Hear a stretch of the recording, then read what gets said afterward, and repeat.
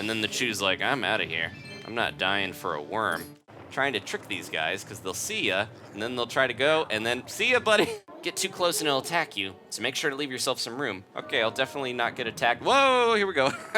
Hey guys, it's Adam aka Swimming Bird, and welcome to The Legend of Zelda Twilight Princess HD. We're to go back to my mama. You got it. Mama, here we come. This is part 23, so if you need to catch up with any episodes so far, please click the playlist link at the top of the description. We are picking up right where we left off last time, thanks to the most adorable little disembodied head with wings, Ooccoo Jr., and here's Mama. Well, welcome back. Without further ado, we're off.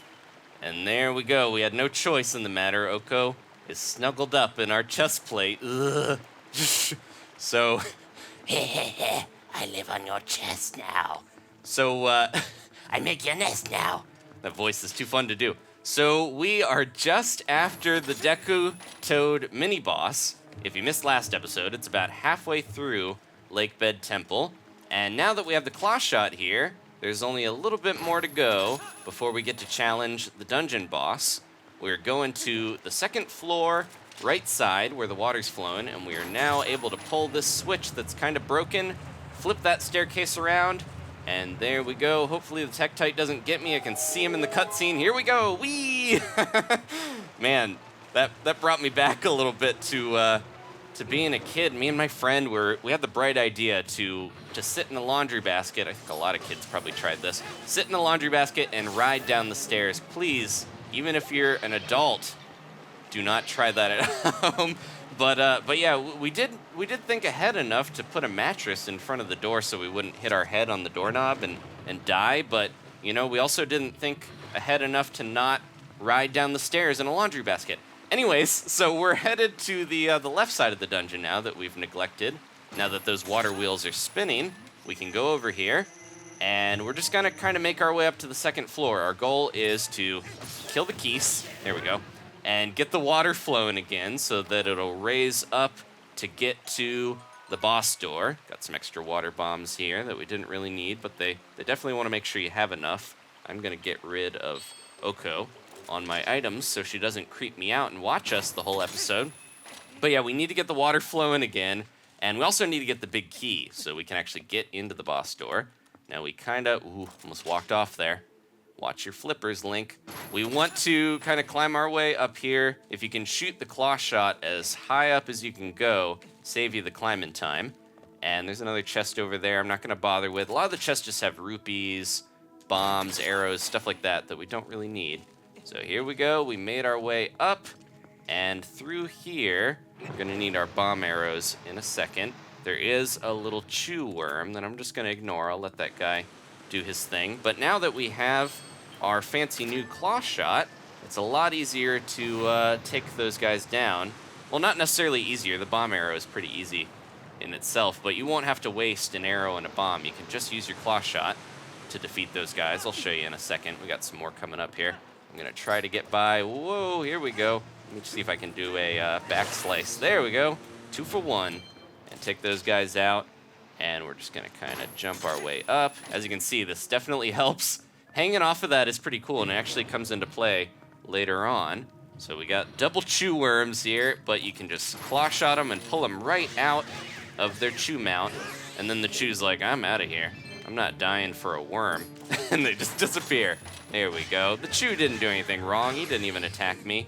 The worm was just thinking about it. So that's the way back. There's no door here this time on the side, so we gotta launch our way up. And then this should look familiar. If you look down there, you can see there's some Skullfish, but also some young Hylian Loaches that you can catch. And you probably need some bait, like some bee larvae or something if you're going to get those, because they are kind of fickle. They're tougher to catch. But yeah, as you can see, this is very similar. If you look down there, there's some long crates and a water geyser. Originally, when I played this dungeon, jeez. They still got me, even though I have the weapon to defeat them. When I played this dungeon originally, I thought you were supposed to take the little boxes and throw it on the geyser and like ride it up, but that's just kind of like a red herring. You really just want to avoid the geyser entirely and be quick about it. Oh, I got to hold on here because I didn't quite aim right. Come on, there we go, and there we are. All right. Better safe than sorry, because if that geyser hits you, you're just going to be knocked all the way down, and you'll have to make your way around once again. So this should be pretty quick here, as we just kind of make our way over. Practice using the Clawshot a little bit and getting that aim down and avoiding Helmasaurs. There we go. Feel like a matador. All right, and here is the last little pulley we're going to have to deal with. There's some normal bombs in here if you need them, but if you're following along and, you know, and getting everything, you should have so many bombs. Hey, little guy. And before we go up and do that, I'm going to grab this chest if we don't get hit by a Helmasaur. Go, Link, go! There we are. That was intense. All right, so this chest, easier to get now that we have the Clawshot, and also a little more useful. This will tell us where other chests are. It's the compass. Now, of course, I mentioned last time, but if you want to go all the way back to the other little waterway and get all the way up there, use your Clawshot, you can get the Hylian letter Y stamp. So desired by player. No.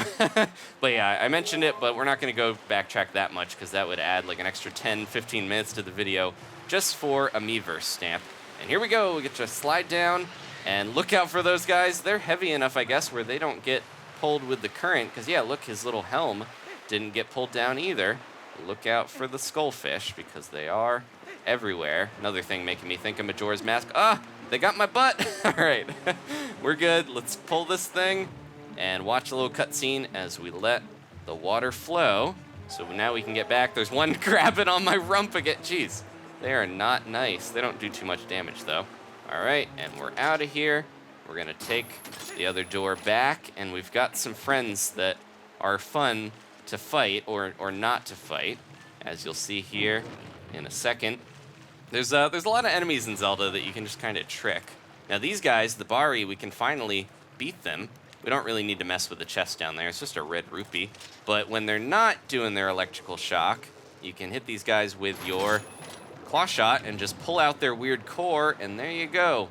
You're good to kill them. They're gone.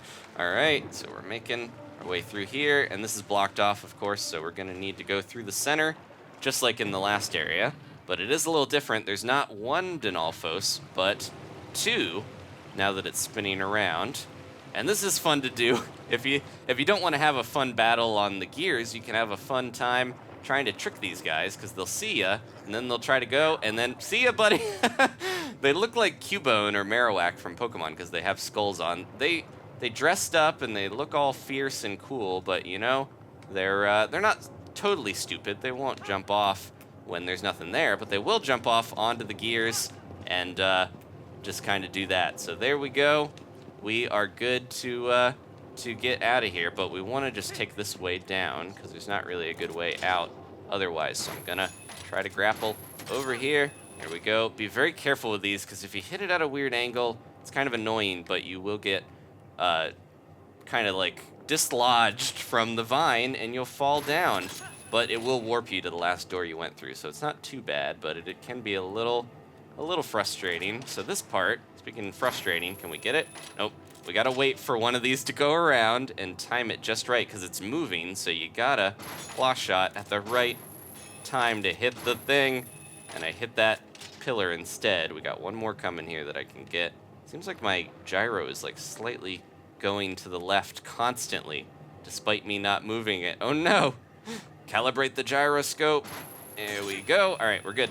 We don't need it. We can just rappel down and get to this door here. There we go. And got something hidden inside that we're gonna need. Before we can head back, we got all the water flowing. Everything's done except for getting that big key. And this room looks a little confusing because it's got so much going on. There's a few paths that you can't really walk on, so you have to do some diving. But we're gonna go down here and look out for that shell blade and just kind of swim, swim, swim. I'm gonna do the quick version of this where we swim around, try to dodge the Baris, and head over here. And here are the infamous living water bombs. These are what they look like in reality. So you can see they're weird little fish. They're basically identical. It's bizarre that there's a maker that actually seems to make these things. Ooh, I don't know if that'll be close enough. But if it isn't, oh, there we go, okay. I have 15 anyways. I'm maxed out on water bombs, so those fish will just keep, coming up. So get out of there quick if you can. That little pathway, don't bother with that yet, because we'll see it in just a second.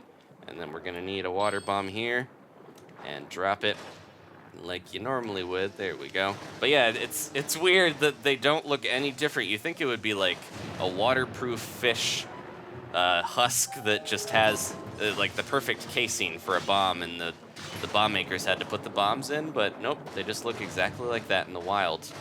Nature and all of its marvels. Okay, so now that we got through, we cleared the way, we're gonna swim all the way up here and kind of get to this side, because we gotta get onto that little platform. And we almost have the key. We're almost out of here. Oh, grab on there, Link. Unfortunately, those little candelabra ones with the flames on them, you can't hook onto them. But we can hook onto this guy. See ya, buddy. Now, I haven't been collecting all of the rupees that I could, and a lot of these pots will drop. There's the yellow 10 rupees, there's the blue 5 rupee ones, and then a bunch of the enemies, like the Baris, will drop yellow rupees as well, so it's very easy to rack up money, but you don't really need it, since those gold bugs are gonna give you a ton. So there's a little symbol here and a grate. Link's kind of looking up to give you the hint that we're gonna pull that down, open the door, and just rappel all the way down here, drop off. There we go. Here's the big key. So if we went through that one tunnel that I was telling you, we gotta skip, it would lead to this, but we couldn't get up here to the big key. This is another room with tons of skullfish and a few of the young Hylian loaches. So if you want to catch one, this might be a good room to do it in, because there's quite a few of them. All right, you can kill all the skullfish too if you don't want to deal with those guys. And if these guys don't see you, oh, he saw me. If they don't see you, you can hit them with the Clawshot before they can electrocute.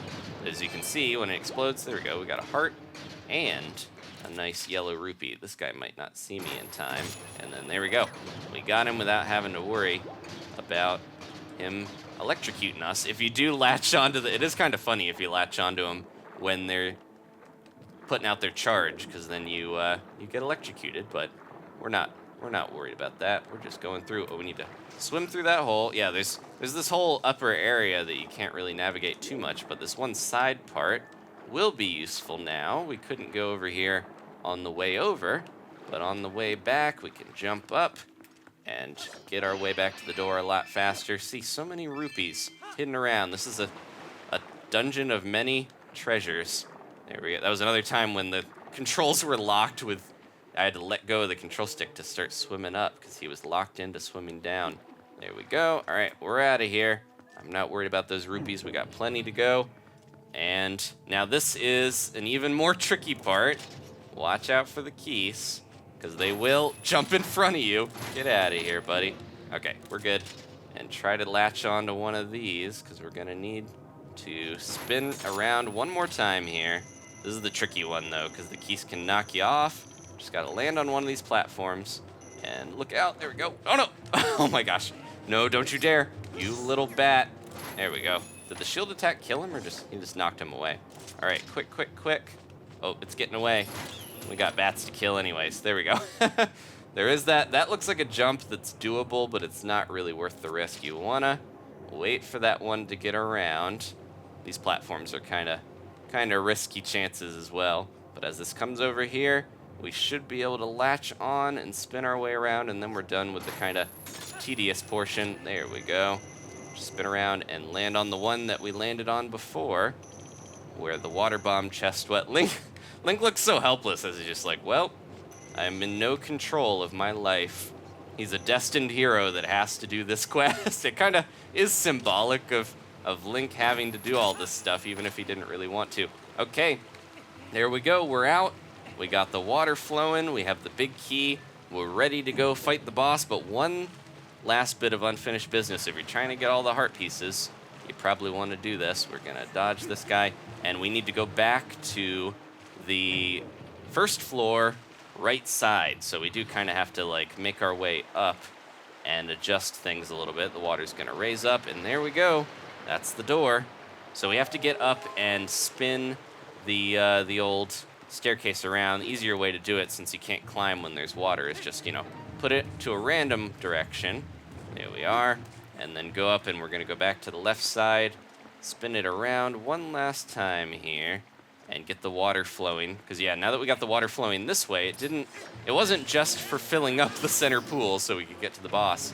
It's also for getting that heart piece way back when, and that's going to flow. And here we go, one more time, down the stairs in a laundry basket. All right, we're good to go. And this will be real quick. We're just going to hop back over to that one room because it'll be filled up, and there's like that bridge you guys probably remember. And that'll let us cross to get over. It always seemed like you might be able to like jump in a weird angle and get over there. I'm sure there's all these out of bounds and different speedrunning techniques that I don't know about that you could probably use to get into areas sooner. Obviously, you could probably skip this whole dungeon. I've never actually watched a Twilight Princess speedrun. It's probably interesting. The Zelda ones tend to be pretty long, despite a lot of the tricks, except for like Ocarina. They know how to skip almost like the whole game because of jumping from the Deku tree all the way to Ganon's, castle. There we go. We're jumping through. There's a hidden Lizalfos in here we might want to deal with, but that's all right. Knock him over. Give him the old slice. I was gonna try. Link just kind of did a roll for no reason. There we go. They have a lot of health actually, so you kind of have to do the finishing blow to take them out. And there we are. This is the heart piece. It seems like we're trapped in here, but we're not really. We're okay. Got to jump over and dodge these Tektites, and we're out of here. Go, go, go. Oh, they didn't even find me. They're still hopping around like fools. All right, and we can kind of jump over here. There are some other spots we can grapple up, but it's a little easier. We did that last time. We'll just take the easy wheelchair accessible ramp over here. There we go. All right. All that's left to do is I feel like we accomplished more than in the first part of this dungeon, but in a quicker time because we're really just getting through this quickly. But yeah, now it's on to the boss. I'm just gonna find a nice way to jump off without having to spin that staircase around or anything. There we go. And I've got 2 fairies. I've got some red chew jelly. I'm all ready to go. I'm not gonna bother trying to flip that staircase around. If you try to like spin it around and jump down here too soon, the staircase can like phase you out and warp you back and stuff, like falling into the void. It's a little strange. Here we go. Couple of pots to break. There might be a fairy in one of these. Yeah, we're good. I'm kind of maxed out on fairies unless we want that chew jelly. All right, see ya! So jumping into one of the largest boss arenas, it seems like, in this whole game. Here we go. If you hang out there long enough, Midna will be like, put your iron boots on and go. Here we are. We got something creepy down there. This also, a lot of this game really feels like it's almost a remake in a way of Ocarina of Time, or like an extension of a lot of the stuff. So this is kind of like the water temple boss here a little bit. I'm gonna kind of swim away. Doesn't really matter where you land though. You'll get kind of put into a better spot to see this little cutscene. And yeah, it's another, it almost looks like we're gonna have the same boss battle because it's a weird eye in a tentacle, but this is a very different looking creature here. All right. Ugh. It's real creepy. It looks like it's gonna be like an anemone or something at first, but it's more of a lamprey. Ugh. The Twilit Aquatic Morpheel. Okay, so we need to try to grab that eye as quick as we can. If that happens, slice that very quickly because it will. The tentacles will grab you and try to swing you around. Probably let it do it at some point so that you guys can see. Oh, it's too far away now. I'll just let it grab me because I want you guys to see. Midna, before I get eaten, what do you have to say? Looks like that eyeball's pretty important to him. See if you can't ZL target it and yank it right out of the tentacle. Get too close and it'll attack you, so make sure to leave yourself some room. Okay, I'll definitely not get attacked. Whoa, here we go. And nom, nom, nom. I love how he's just like, it's like an elephant eating something. All right, so that's what happens. Just be, avoid that. It can get really frustrating if you don't know to just attack the tentacle to get it out of the way, because it'll constantly, you don't have much time to grab that eyeball without a tentacle, dropping down. And there we go. So there it is. Let's get it over here. We got to get close to it. We're going to get it. There we go. And quick. 2-for-1 deal there as well with slicing the tentacle at the same time. And now it's sending out the bomb. the little water bombs. If we didn't see them before, get that out of the way. Be very careful. Oh, no, couldn't get my sword out. Yeah, the water bombs, they're not really that deadly, but they will distract you in a weird way. If you grab them on accident with the Clawshot, you're probably going to have one in your hand for too long and you won't be able to slice that other, tentacle. So be very careful. I do like that this game allows you to use... I'm going to wait for that to go. I do like that the game allows you to use your sword and your Clawshot and everything underwater. I'm pretty sure the hookshot was one of the only things you could use underwater in Ocarina of Time. Here we go. Slice, slice, slice. Oh, we only got one slice there. But no matter, we're going into the next phase. If you thought that that was it, then get ready to be shocked. This is one of the better looking redone models, I feel like, where he's, the textures and everything, it just holds up pretty well. Look at this thing. Ugh. And we gotta wrangle it. There it goes. This is the true Morpheel. So this part kind of reminds me of Shadow of the Colossus. Have you ever played that game? It's heavily inspired by Zelda, but this is like Zelda taking a little page from its book. Here, it's getting inspired back. Can we hit it from there? No, we're too far. We need to kind of... You got to target onto it and look out for... I don't think they can really hurt you, these fins and the giant body and everything, but you got to try to head it off somehow and get it. Nope, too far away. Midna's trying to teach me what to do, but I know, Midna. It's all right.